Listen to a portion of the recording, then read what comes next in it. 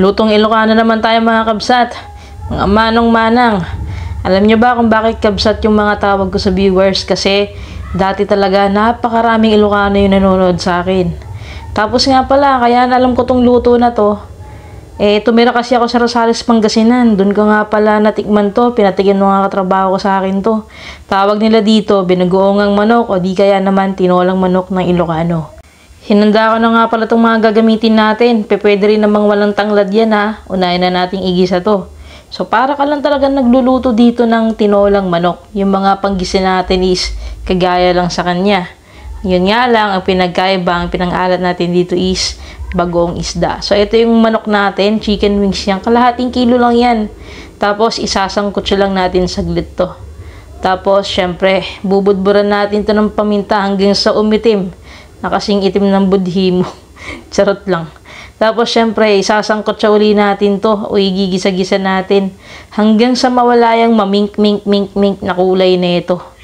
Mahalagang masangkot siya maigi to para hindi siya malansa at saka mabilis lang lumambot yung karne natin. Naglagay na nga tayo ng bagong isda dito, 1 kalahating sandok muna para naman hindi mabigla yung bato natin. Tapos gisa lang natin ng konti, tapos syempre lalagyan natin to ng water.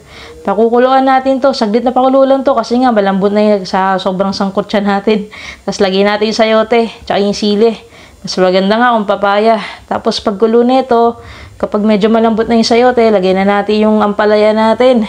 Tapos mga 3 minutes lang yan mga pre, luto na yan. O ito na yung ating binagoongang manok o tinolang manok ng Ilocano. Napakasarap nga nito. Optional pala yung ampalaya na yan, pero nare-recommend ko po yan kasi yan talaga yung nilalagay nila o kaya naman yung dahon ng ampalaya. Pero pwede naman kung anong gulay ng tinola natin, yan na din yung ilagay nyo. So tara, kain na tayo. Ito na po yung niluto nating binagoongang manok o tinolang manok ng Ilocano. Yan. Tapos, nagprito pala tayo ng atay ng manok. Tapos andito yung sausawan. Suka naman daming sibuyas. Higop muna tayo sa baw.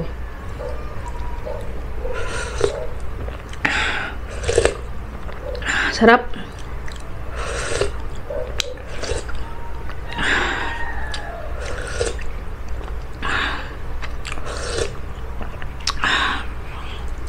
Buwan natin to.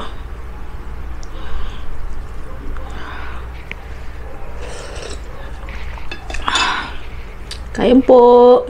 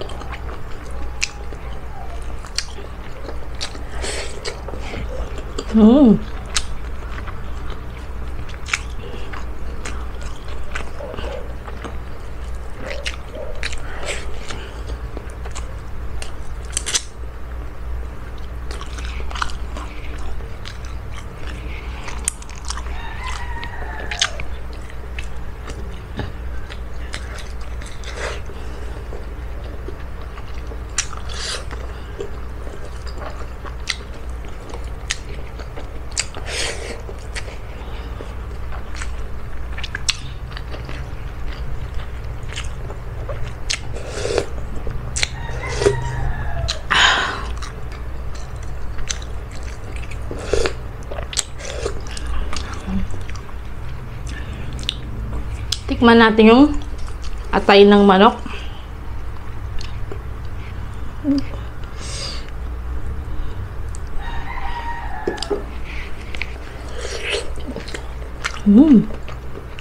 Ang sarap talaga. Nakaadik.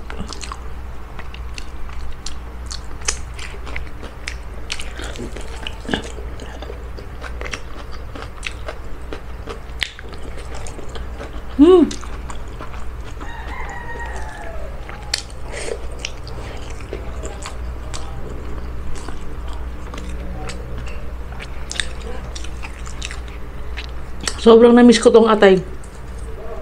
Alam niyo, una ko itong nakain sa Pangasinan. Sobrang dami nagbebenta ng ganito sa Pangasinan, sa Rosales. Harap ng SM.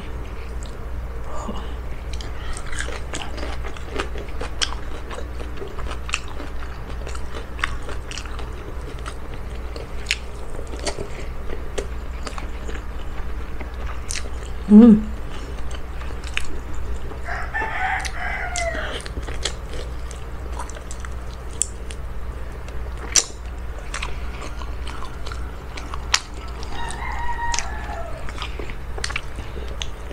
Nagbiblink yung ilaw natin.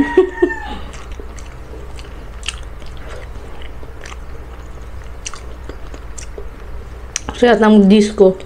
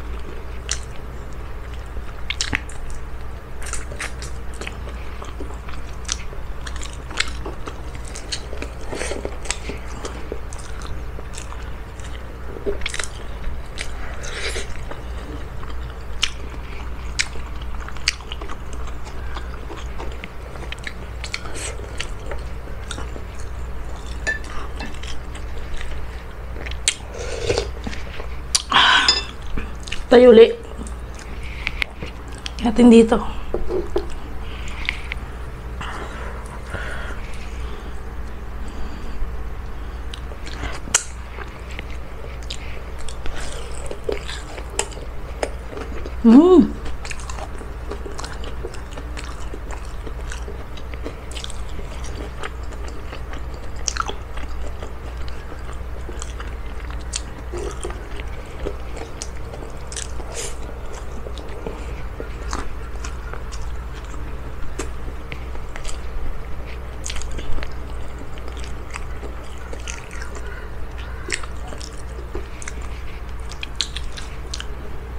May recipe ako niyan, yung atay.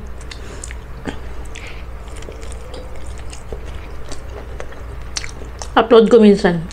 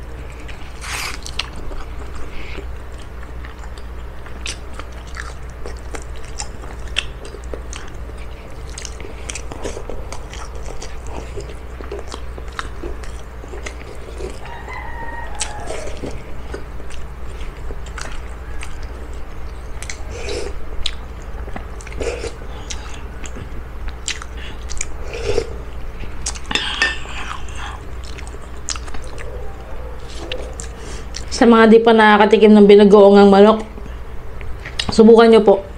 Hindi nyo naman kailangan pakatapangan yung lasa ng bagoong isda. Basta pampaalat lang talaga siya.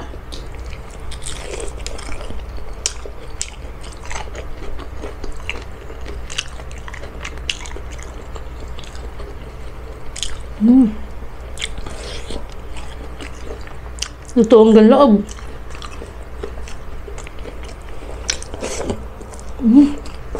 Sa kanin. Tapos ang sarap ng sabaw kasi may tanglad.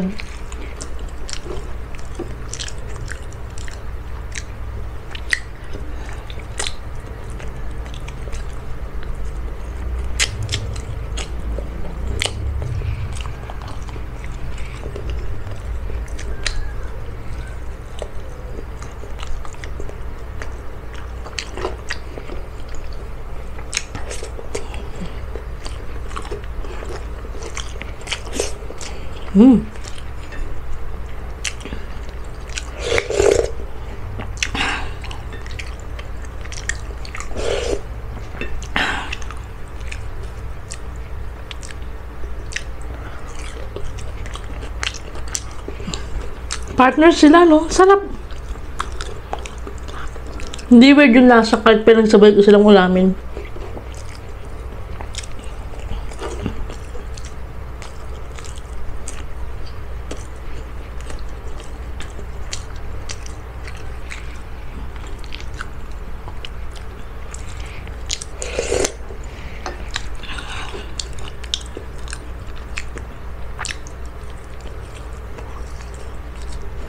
Ito yung kurugtong ng breast part sa pakpak eh. Sumasapal.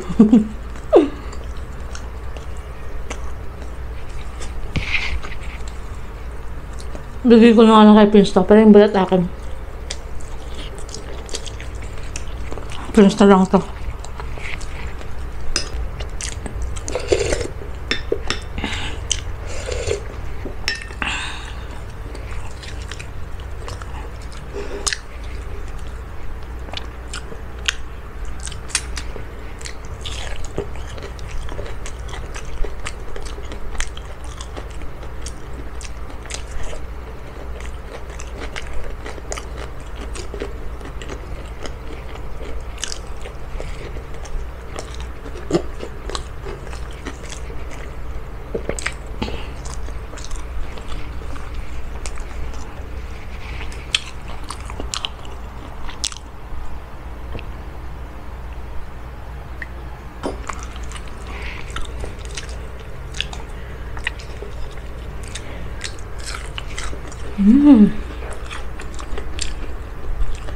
Sarap.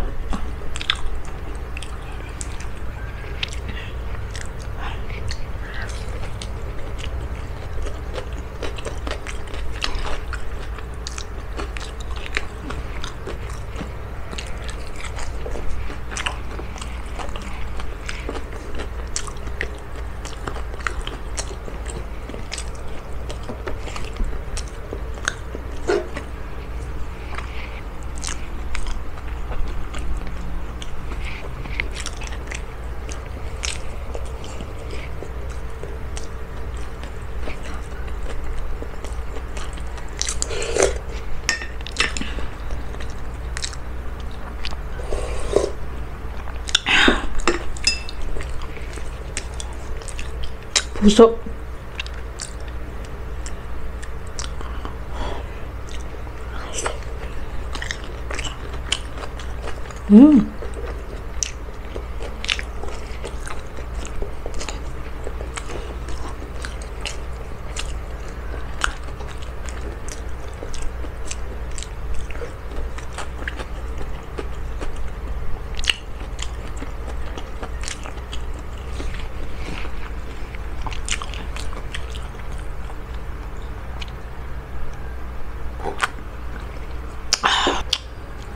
Po. Excuse, digay na naman. Pero buti na lang nadidigay ako kasi kung hindi, masakit na yung sigmura ko.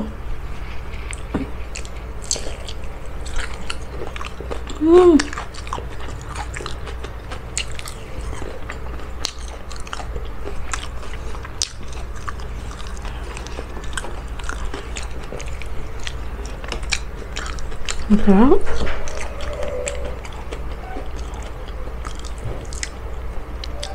Nakalimutan ko na magkano yung benta nito dati. 3 piso isa yata. Ngayon kasi hindi mo na pwedeng benta ng 3 piso isa. 3.20 siguro.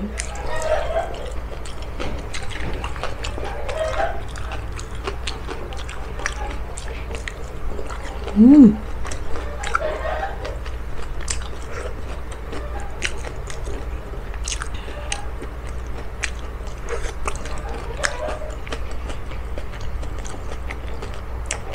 na naman.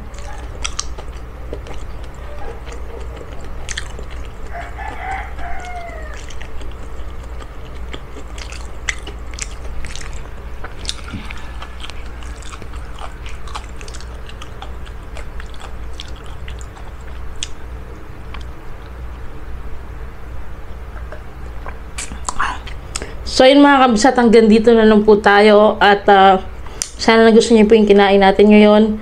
Paki-subscribe din po ako at i-like ang video na to no, kung kayo ay nainis. Charot. Paki-subscribe din po si Mama Tessie, Ate Mickey at si Lovely. Follow niyo din po ako sa aking Facebook page tsaka sa TikTok. Yun na po. Sige sa next video.